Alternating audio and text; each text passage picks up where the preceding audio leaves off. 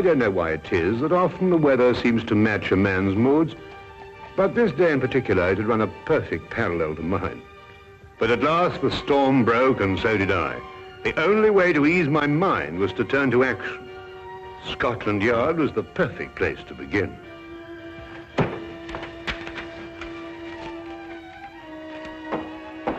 Inspector Lestrade, Wilkins, I must see him right away. I'm very sorry, Doctor. Inspector Lestrade's very busy. Will you tell him I'm here? I must see him. I'm very sorry, Doctor, but when Inspector Lestrade's in conflict... Oh! You know, Dr. Watson.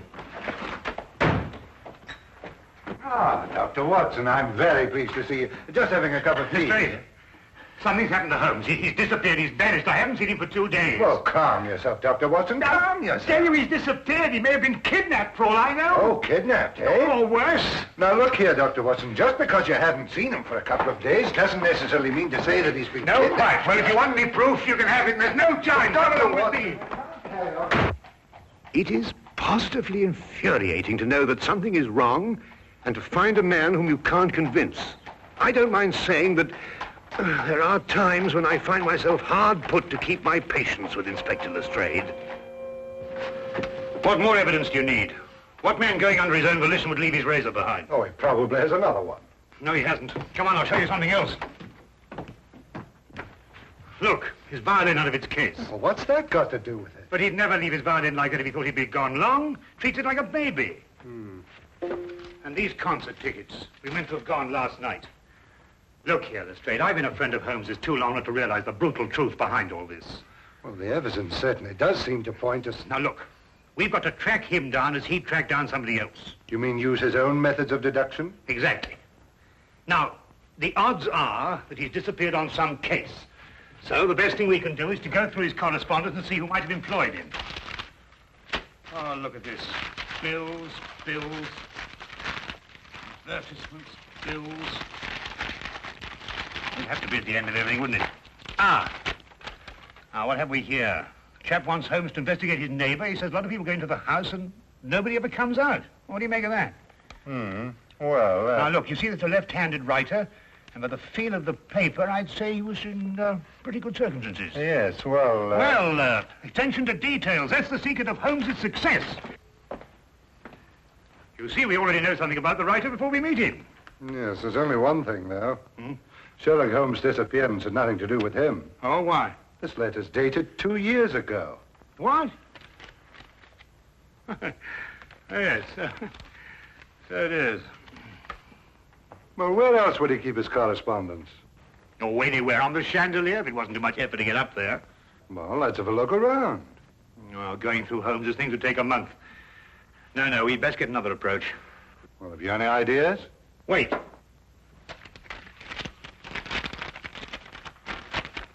Dear sir, please call upon the undersigned at the earliest convenience on a matter of extreme urgency. Signed, John Smithson, Ye Quaint Old Curiosity Shop, 7 Bachelor Lane. It's dated 3 days ago. You know, this might be it. You're right. It is. Come on, Lestrade. Holmes' life may depend on our speed.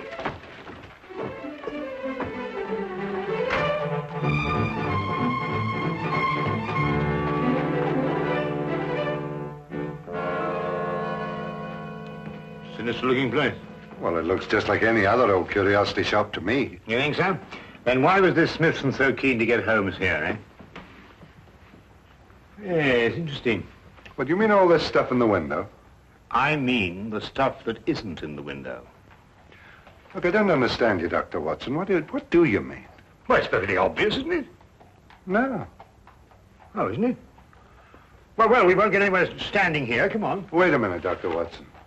I still don't know what you mean by all this stuff that isn't in the window. Come along, Lestrade.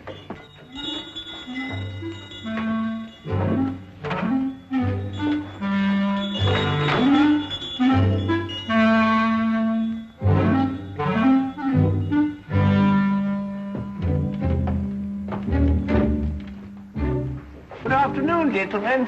Good afternoon. You, I presume, are the proprietor, John Smithson. Yes, that is correct, sir. That is correct. Well, I'm Dr. Watson, and this is Inspector Lestrade. We've come to inquire about Sherlock Holmes. Sherlock Holmes? Yes, a tall fellow, thin. Wears a deer-stalking cap. I'm afraid I've never met the gentleman, no. But you wrote him a letter saying you wished to see him on a matter of extreme urgency. You must be mistaken, sir. I'll take a look at this letter.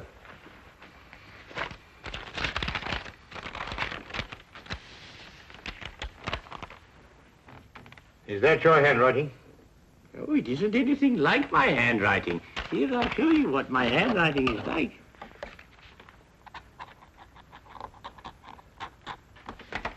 Do you notice any resemblance between the two? Well, no. Well, then who could have written it? I couldn't say. Perhaps a practical joke. At any rate, all is well here, and I'm fortunately in no need of help. Oh. Well, do you mind if we browse around a bit? No, browse indeed, gentlemen. I like to think of my shop as an oasis of tranquility in life's busy thoroughfare.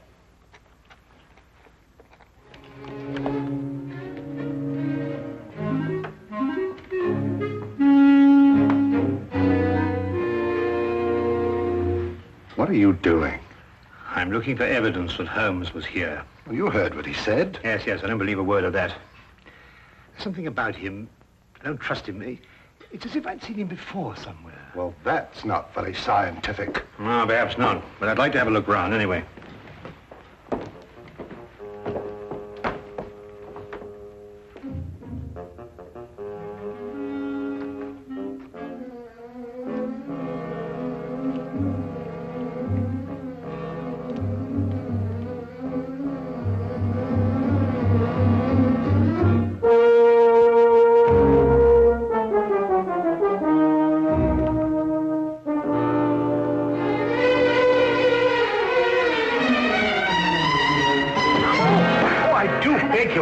Quite all right. Oh, how clumsy of me. No, not at all. It was all my fault. I wasn't looking where I was going. Of course. Thank you. Not at all. Excuse me. Oh, charming. Charming. Yes, all right, to business.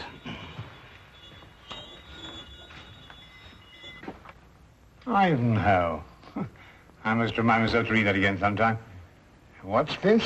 Proper deportment of young ladies in polite society. What a fabulous title. I'm afraid that book is not for sale. What do you mean, not for sale? I understand everything in this shop is for sale. Yes, everything except the books on that shelf, sir. And now the shop is closing. Nearly? 2 o'clock in the afternoon? Yes, for repairs. I have the decorators coming in. I'm afraid I must ask you to leave, young man.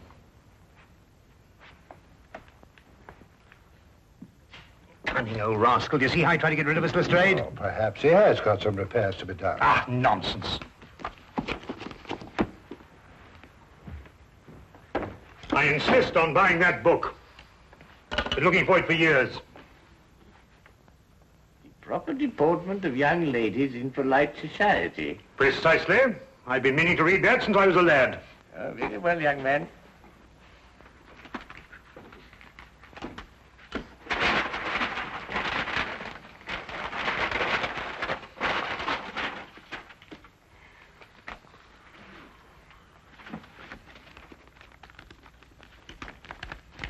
$1 shilling, please.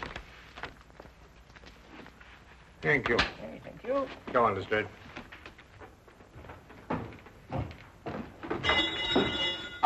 Excuse me, Governor. Not at all.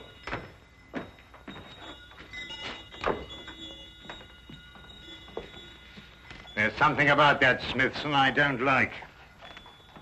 Look, this isn't the book I bought. It's much smaller. Safari through darkest Africa. Why, the chap's nothing but a crook. Oh, this is much more interesting than that other one. Look here. You and I are going straight on back in. Now listen. While I keep you in conversation, you scout around a bit. Well, he'll suspect we're up to something. No, of course he won't. Holmes and I did this in that red-headed league affair. Worked perfectly. Come on.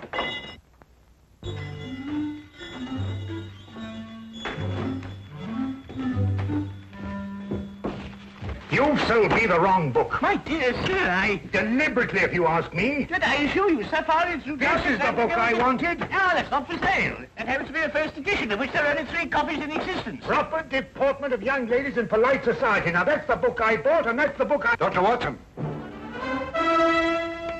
Holmes's clothes. I found them in an old pilot's chest. Oh, good Lord.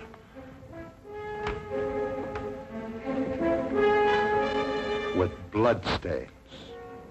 You thief! What have you done with him? You're under arrest, sir, and I warn you, anything you say will be taken down, and maybe you... Hey, go stop him! Don't let him get away! Oh, no, you don't. Watson! Lestrade, you idiots! Get out of the way! Oh, oh.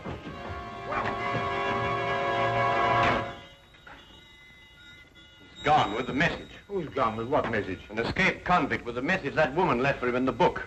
And it won't be easy to find him now that you two gentlemen have completely ruined my beautifully laid little trap. Naturally, I left my razor at home. I hardly needed it here, did I? The bloodstains, Holmes.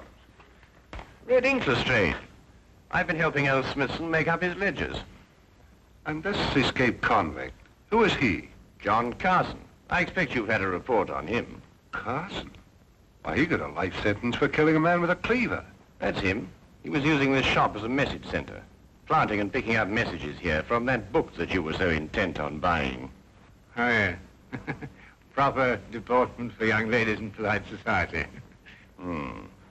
Smithson recognized him when he first came in. It seems that Carson was once employed here, but the old gentleman was afraid to go to the police. Why? Because Carson threatened to kill him if he did, so he sent for me instead. Hence my little disguise. You were waiting to nab Carson when he came in here for a message. Exactly. Oh, and we ruined it all. Oh, that's all right, Watson. The best laid plans of mice and men, you know. However, if we can trace the girl, then That'll be as hard as tracing Carson himself. Oh, I don't think it'd be all that difficult. It seems the good doctor has something up his sleeve.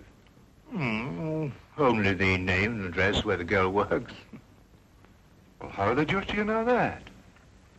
Well, when I knocked her handbag out of her hand, I found a piece of paper, and on it was her hours of work and salary due to her. With the letterhead of the shop on the paper?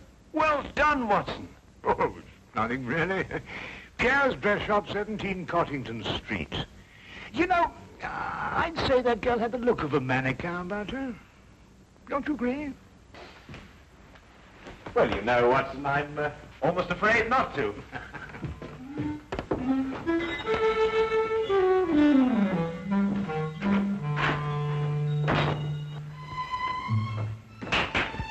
And now, mesdames and messieurs, you will see the supreme creation of Pierre with me, myself. Your niece, monsieur, she will find this ensemble irresistible. You did say your niece, n'est-ce pas? Yeah. Returning for the holidays from school in Switzerland, sir. Yeah. Oh, it's exquisite, no? Such symmetry, such subtle lines.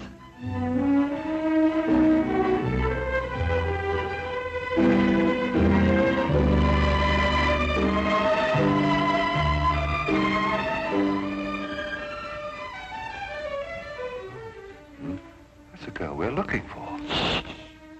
Observe how it hints, but with such discretion. Oh, la jeunesse, la youth. I say it's a bit daring, isn't it? But it's daring age, monsieur, and now the 20th century.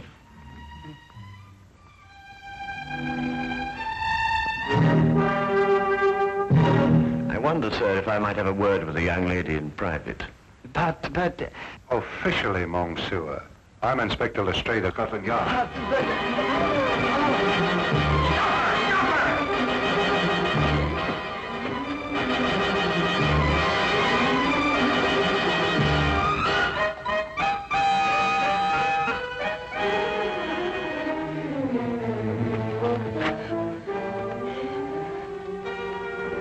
It really isn't any use, you know, even if you ran away.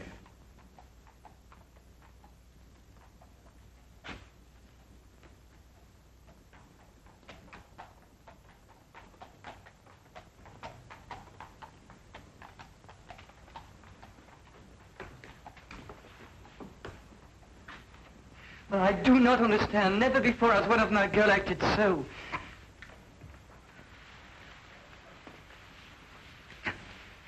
Would you mind telling me where he's hiding now, miss? I don't know. I swear I don't. And yet you left a message for him. A gentleman friend gave me the message and told me to leave it in the book. Probably a pal of Carson's, if she's telling the truth. What was in the message? There was just a name and an address. I see. And what was the name? Jeremiah Westlake. I forget the address. Jeremiah Westlake. There was once a judge called Jeremiah Westlake. He retired several years ago. Yes, and I think we'll discover that Jeremiah Westlake was the judge who gave Carson his life sentence. And now Carson is looking for him. And now Carson is looking for him.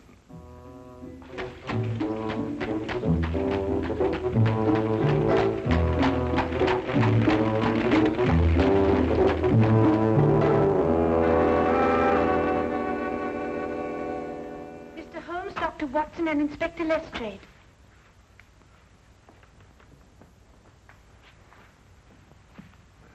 Who's she talking to? Well, what do you want? Court's now in session. State your case. Speak up, Mr. Holmes. Or has the cat got your tongue?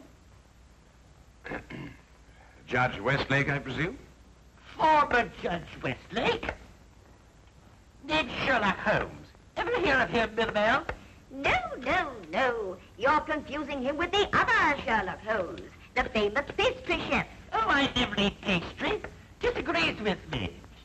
Of course, there's still another Sherlock Holmes, a third one, the famous detective. Oh, that one. Well, young man, say your piece. Court adjourns in exactly 1 minute. 10 years ago, you sentenced a man called John Carson to a term of life imprisonment for murder. Carson? G'day, Milibel. That'd be the Butcher Cleaver case. Murdered a man with it. Oh, yes. Unpleasant chap, Carson, if I remember correctly. Well, Mr. Holmes? When you sentenced him, he swore to kill you. Did he? Well, what of it? They all do. Routine. Well, he's just escaped from prison and has learned your address. Nonsense. Bluff. Sheer bluff. Eh, Milibel? They all bluff, young man. I wouldn't sleep a wink if I believed everything they swore to do to the judge. Sleep like tops, the two of us. In bed at 10 and up at 6. This man represents a very real threat, sir. That's all. Court adjourned. Sine die. And that, gentlemen, means postponed indefinitely.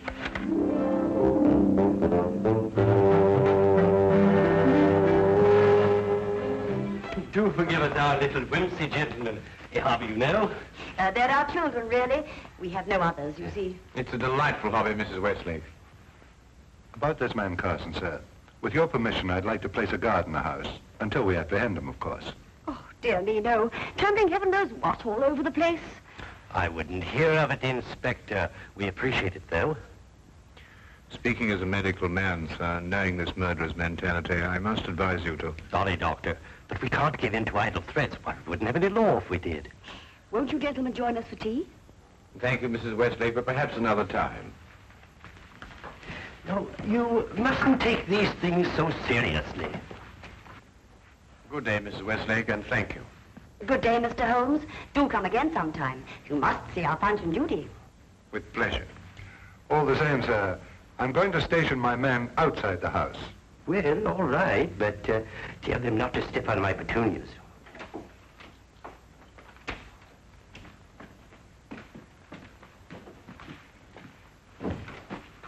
He says he's got a message for the judge, sir. I'm Westlake, my man. Here you are, Governor.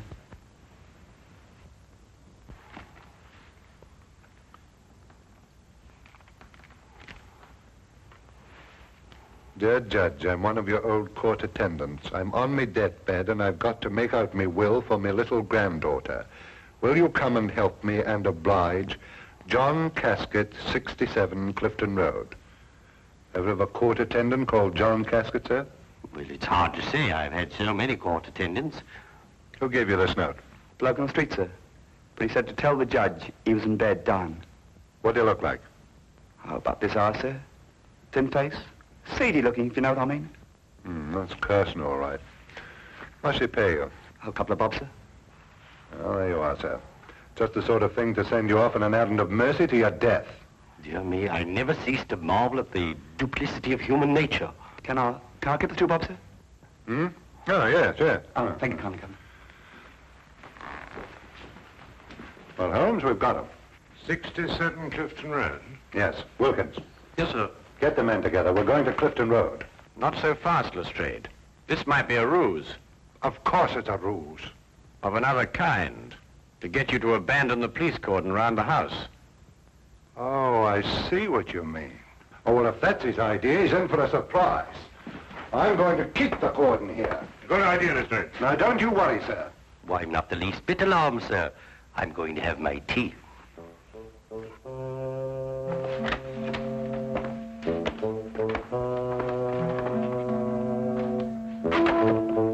Don't budge from here. If you let anyone in this house, I'll have your skin.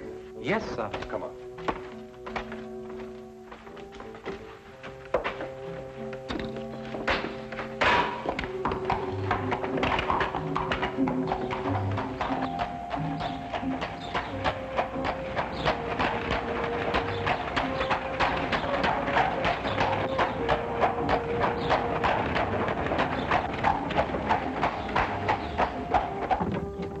Have him either way.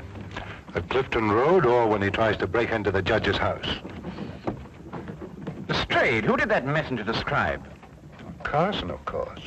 And who else? You mean who else? Himself. He described himself, Lestrade. Cabby, turn around and go back to the house at once. As fast as you can. At last, I understood the cause for Holmes' concern. We had gone off and left the killer with the very man he'd sworn to kill.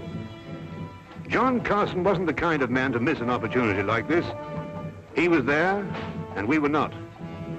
There was nothing left for us to do but hope, and every passing second was against us.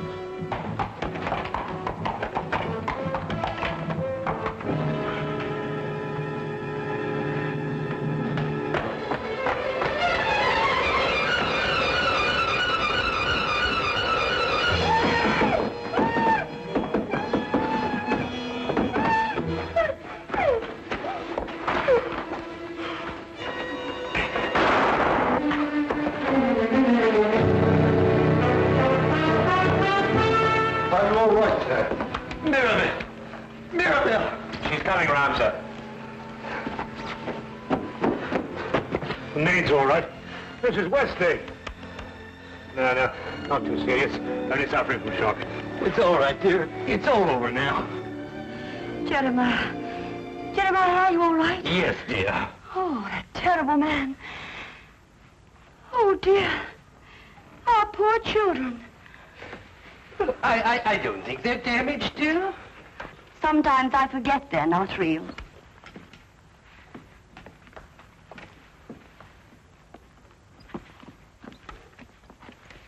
Of course we're real. We're as real as any children. You were right about John Carson, Mr. Holmes. You were very right. You ruined my life. Not at all, sir. Not at all. Yes, but I must do something to repay you. I'll teach you to be a puppeteer. A puppeteer?